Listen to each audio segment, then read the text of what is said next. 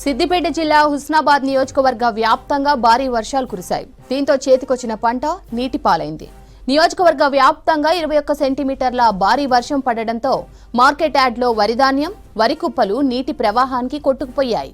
ఎల్లమ్మ చెరువు ఉధృతంగా మత్తడి దూకడంతో చెరువులు, కుంటలు నిండిపోయాయి. చెరువులు అలుగుపోస్తుండటంతో వరి పొలాలు నీట మునిగాయి. మార్కెట్ యార్డ్ను సందర్శించారు కలెక్టర్ హైమావతి. తడిసిన వరిధాన్యాన్ని, కొట్టుకుపోయిన వరిధాన్యాన్ని పరిశీలిస్తుండగా ఓ మహిళా రైతు కలెక్టర్ కాళ్లు మొక్కింది.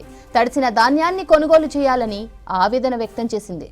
వెంటనే స్పందించిన కలెక్టర్ సీఎం దృష్టికి తీసుకువెళ్లి తడిసిన ధాన్యాన్ని కొనేందుకు కృషి చేస్తామని రైతులకు హామీ ఇచ్చారు.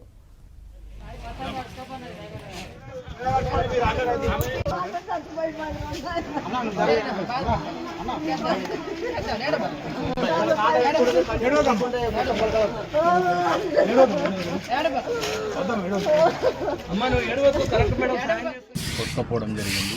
ఈ వాటర్ అనేది అది నాలుగు లేక వాటర్ అనేది వచ్చి వడ్లన్నీ కొట్టుకపోవడం జరిగింది. ఈ రైతులు చాలా ఇబ్బంది పడుతున్నారు. ఇక్కడ ఈ వాన వల్ల చాలా నష్టం జరిగింది. అధికారులు వడ్లు కూడా కొనాలని చెప్పడం రైతుల ఆవేదన. వచ్చి చూసిండ్రు, పోయిండ్రు, రేపు ఎండాలి అన్నారు. వడ్డాన్ని కొట్టుకపోయే మేమేం చేయాలి? పరదలు వేసినట్టే ఉండే వడ్డు కిందికి పోయే. వచ్చి వడ్డు కొనాలి. కలకత్తా కూడా సౌకర్యం చక్కగా లేదు, కాలువలు లేవు, అక్కడనే పోతున్నాయి. వేసిన పరదలు వేసినట్టేనే అన్ని పోవచ్చే. పంట పండించి మార్కెట్ అంటూ కడితే చక్కగా కట్టపోతుంది. నిన్న సాయంత్రం నుండి పడ్డ వర్షం హుస్నాబాద్ ఎప్పుడు కూడా ఇంత పెద్ద వర్షం పడలేదు. 20 సెంటీమీటర్ల ఎబోవ్ వర్షం పడడం వల్ల చాలా హుస్నాబాద్ పట్టణంలో ఇళ్ళకు కూడా నీళ్ళు రావడం జరిగింది. ఎల్లమ్మ చెరువు కూడా చాలా ముఖ్యంగా ఎప్పుడు కూడా ఇంతగా మత్తర పోయలేదు.